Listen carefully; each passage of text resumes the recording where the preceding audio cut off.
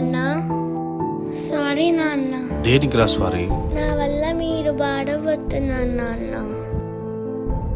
Doctor చెప్పేటప్పుడు నేను విన్నాను నాన్న. ఇంకెప్పుడు నేను సెల్ చూడను. ఎందుకో నాన్న మొబైల్లో వీడియోస్ చూస్తుంటే అలానే చూడాలనిపిస్తుంది.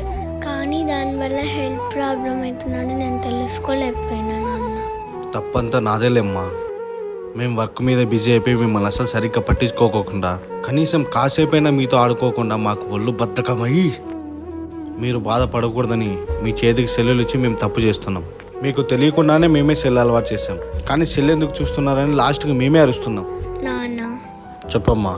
నేను కూడా అమ్మలాగా దూరం అయిపోతానేమో అని భయంగా ఉంది నాన్న. నాకు నీతోనే ఉండాలని ఉంది.